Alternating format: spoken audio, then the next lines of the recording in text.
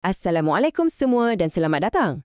Okey, untuk perkongsian kali ini, kita akan bedah siasat hadis kedua daripada himpunan 40 hadis Imam Nawawi. Hadis ni memang sangat-sangat penting untuk kita faham dan bentuk peribadi kita. Okey, jom kita mula dengan satu soalan. Kat sekolah kan, kita ada ramai kawan. Pernah tak awak fikir macam mana nak jadi kawan yang betul-betul baik, yang ikhlas? Bunyi macam soalan simple tapi jawapan dia mendalam sebenarnya. Dan untuk jawab soalan tadi, kita akan guna panduan hebat daripada hadis kedua ni. Sebenarnya, hadis ni macam bagi kita satu blueprint lah. Blueprint tentang 3 teras utama dalam agama yang membentuk diri kita luar dan dalam. Jadi, poin utamanya ialah hadis ni bukan sekadar untuk kita hafal tau. Ia lebih macam peta jalan atau manual untuk kita faham 3 level penting dalam agama kita. Dan setiap orang Islam memang kena faham betul-betul ketiga-tiga teras ni supaya kita jadi insan yang lengkap. Inilah dia. 3 teras tu. Yang pertama, Islam. Ini benda yang nampak kat luar, perbuatan kita. Lepas tu, kita masuk lagi dalam. Keimanan, keyakinan dalam hati. Dan yang paling best, kat puncak sekali adalah ihsan, iaitu tahap kesempurnaan. Nampak tak flow dia? Daripada luaran terus ke dalaman. Cantik kan?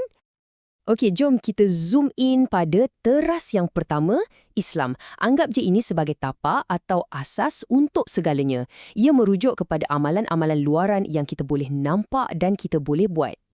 Macam yang kita sebut tadi, Islam ni pasal kepatuhan luaran. Senang cerita, ia adalah bila kita ikut perintah Allah melalui perbuatan kita. Dan bila seseorang tu patuh dan buat semua tuntutan ni, kita panggil dia seorang Muslim. Dan kepatuhan luaran ni, dia berdiri atas 5 tiang utama yang kita semua dah tahu.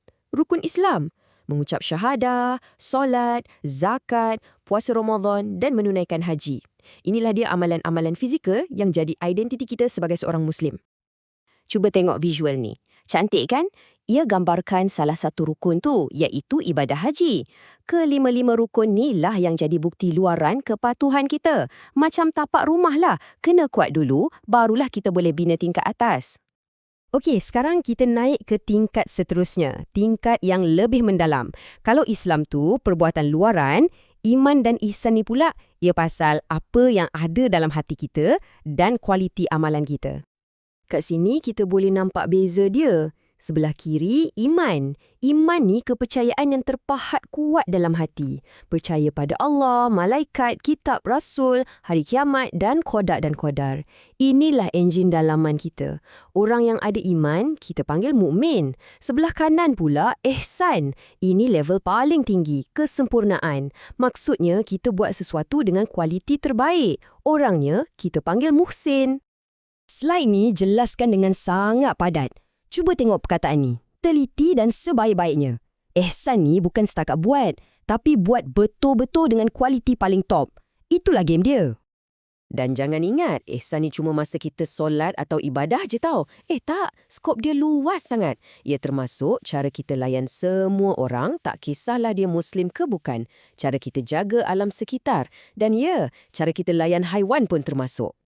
Sekarang, kita sampai ke bahagian yang paling praktikal. Macam mana kita nak bawa konsep ihsan yang hebat ni daripada buku teks terus ke dalam kehidupan kita seharian di sekolah.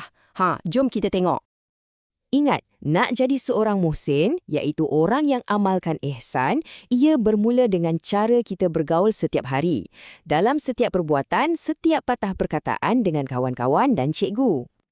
Sebenarnya kan, ihsan ni juga untuk diri kita sendiri. Bila awak belajar sungguh-sungguh, fokus dalam kelas, awak sebenarnya tengah buat ihsan pada diri sendiri. Awak bagi yang terbaik untuk masa depan awak. Dan inilah dia contoh-contoh yang kita boleh terus buat kat sekolah. Ingat tak soalan kita mula-mula tadi?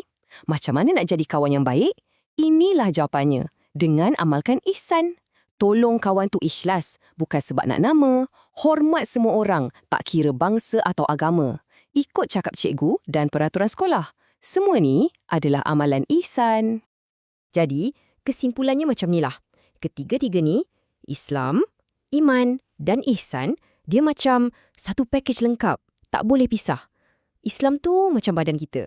Iman pula roh yang hidupkan badan tu. Dan ihsan, itu adalah akhlak kita, cara kita bawa diri dengan kualiti terbaik.